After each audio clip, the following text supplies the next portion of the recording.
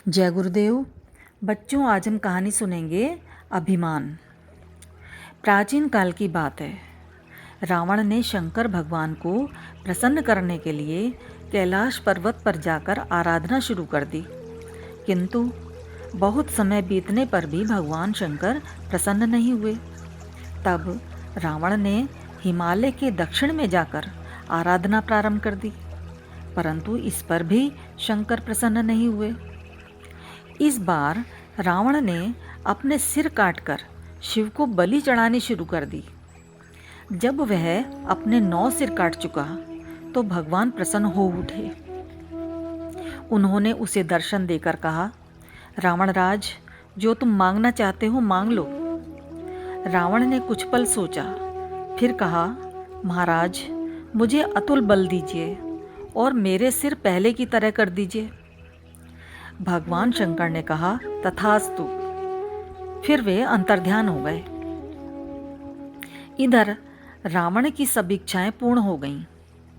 रावण को इस वरदान के मिलते ही सभी देवता व ऋषि बहुत दुखी हुए।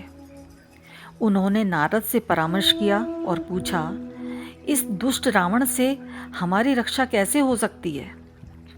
नारद ने कहा, आप लोग चिंता ना करें, मैं इसका उपाय करूंगा। यह कहकर नारद अंतर्ध्यान हो गए।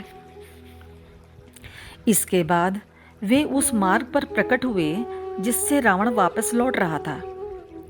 रावण से मिलते ही उन्होंने कहा, राक्षस राज, बड़े प्रसन्न दिखाई दे रहे हैं।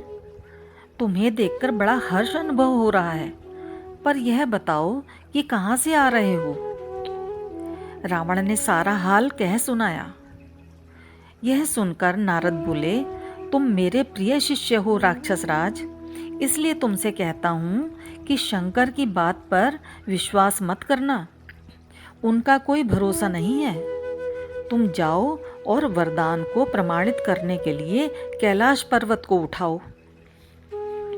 उस समय रावण अभिमान से चूर था। वह तत्काल कैलाश गया और पर्वत को उठाने लगा। पर्वत को हिलता देख शंकर और पार्वती एकाएक घबरा गए। शंकर जी ने देखा कि रावण पर्वत को उठा रहा है। शंकर ने कहा, यह क्या हो रहा है? पार्वती ने हंसकर कहा, आपका शिष्य आपको गुरु दक्षिणा दे रहा है।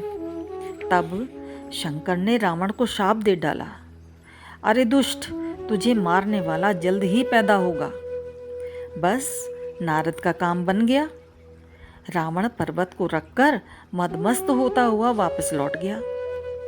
हाँ बच्चों, इस कहानी से हमें शिक्षा मिलती है कि शक्ति के घमंड में चूर होकर कभी भी अपने बल को व्यर्थ के कामों में नहीं लगाना चाहिए। अच्छे कामों में लगने वाला बल ही अच्छे परिणाम देता है। सुखी रहो बच्चों। जय गुरुदेव।